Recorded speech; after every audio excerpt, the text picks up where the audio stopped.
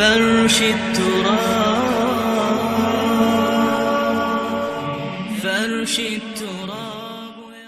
کہ ہمارے ہاں بھی جو ببرکت کام ہوتا ہے، اچھا کام ہوتا ہے، اس کو دائیں ہاتھ سے کرنے کا حکم ہے۔ تو فرمایا کہ بندہ جو بھی صدقہ اللہ کے لیے دیتا ہے،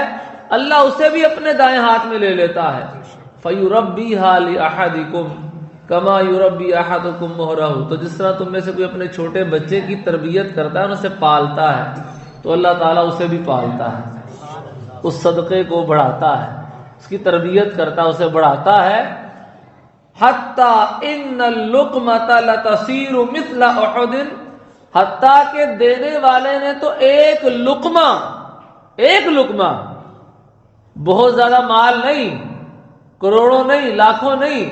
ایک لقمہ جو اللہ کے رستے میں دیا ہوتا ہے صدق دل کے ساتھ، اللہ تعالیٰ اسے اپنے قبضہ قدرت میں لے کر پالتا ہے، پرورش فرماتا ہے، حتیٰ کہ فرمایا وہ مثل احد ہو جاتا ہے، احد پہاڑ کے برابر ہو جاتا ہے۔ اللہ پاک سب کو بار بار حج و عمرہ کی سعادت نصیب فرمائے۔ احد پہاڑ تقریباً غالباً 4 کلومیٹر کی مسافت پر پھیلا ہوا پہاڑ ہے، اس کا احاطہ اتنا ہے۔ تو فرمایا وہ جو لقمہ بندہ اللہ کے رستے میں اپنا مال جو خرچ کرتا ہے، وہ ایک لقمہ اللہ تعالیٰ اسے اتنا بڑھا دیتا ہے کہ وہ احد پہاڑ جتنا ہو جاتا ہے۔ وَتَصْدِيقُ ذَلِكَ فِي كِتَابِ اللَّهِ، تو نبی پاک علیہ السلام فرماتے ہیں کہ میں نے جو بات بیان فرمائی ہے،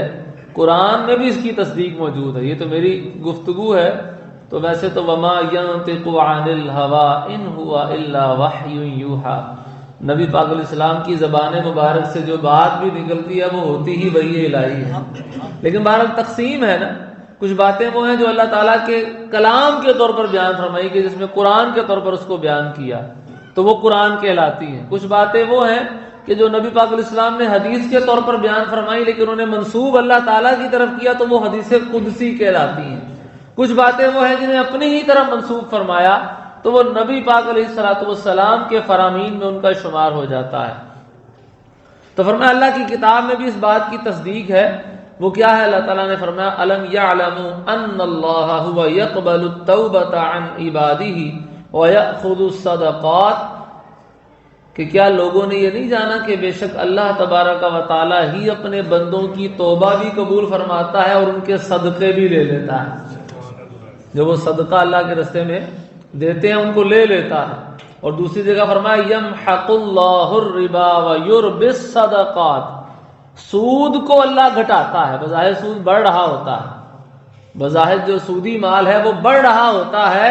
فرمایا اللہ اسے گھٹاتا ہے، تو جسے اللہ گھٹائے بڑھانے والا پھر کوئی نہیں، تو اللہ سود کو گھٹاتا ہے اور فرمایا صدقوں کو بڑھاتا ہے۔ صدقہ بظاہر جا رہا ہے، بظاہر ہمارے پاس سے مال کم ہو رہا ہے، لیکن اللہ تبارک و تعالیٰ اسے بڑھاتا ہے۔ جتنے بھی، یہ میں نے پہلے بھی شاید عرض کیا تھا، جتنے بھی مالدار لوگ ہیں نا، تاجر لوگ ہیں، جن کو اللہ نے بڑی برکت دی ہے، تو وہ یہ بیان کرتے ہیں باقاعدہ کہ ہمارا جو مال بڑھا ہے نا، ہماری طرف جو گاہک آئے ہیں، ہمیں جو اللہ تعالیٰ نے برکت عطا فرمائی ہے، اس کا واحد سبب یہی ہے کہ ہم نے اللہ کے راستے میں اپنا مال خرچ کیا ہے۔ اللہ سے تجارت کرو، اللہ سے کاروبار کرو، لوگوں سے کرنے کی بجائے پہلے اللہ سے کاروبار کرو، اللہ تعالیٰ تمہارے دنیاوی کاروبار میں برکت عطا فرمائے۔ جب ہم روک کے رکھتے ہیں تو پھر اللہ تبارک و تعالیٰ اس میں برکت نہیں فرماتا۔ بعض کا 4 دکانیں ہوتی ہیں ایک ہی جگہ پر، 5 دکانیں ہیں، ایک ہی مال بیچ رہے ہیں، ایک دکان میں مال ہی مال ہے، برکت ہی برکت ہے، گاہک ختم ہی نہیں ہو رہے، دوسری دکان پہ بھی دیا ہی نہیں، وہی چیز ہے، ریٹ بھی وہی ہے، لیکن لوگ اس کی طرف نہیں جا رہے۔ ممکن ہے کوئی ایسا سبب موجود یہی ہو کہ جس کے پاس اللہ تعالیٰ نے گاہکوں کی کثرت کی ہے، وہ اللہ کے راستے میں اپنا مال خرچ کر رہا ہے، دوسرا والا ایسا نہ ہو۔ یہ بھی ایک سبب ہو سکتا ہے، اس کے علاوہ تقدیر الہی بھی ہے، ہر ایک کے نصیب میں ایک جیسا ہی ہو، ضروری نہیں ہے، لیکن ایک یہ بھی سبب ہے، اور یہ بالکل سبب قرآن و حدیث سے ثابت ہے کہ جب آپ اللہ کے راستے میں اپنا مال خرچ کرتے ہیں تو اللہ تعالیٰ اسے بڑھاتا ہے۔ فرمایا صدقوں کو اللہ تعالیٰ بڑھاتا ہے جبکہ سود گھٹتا ہے۔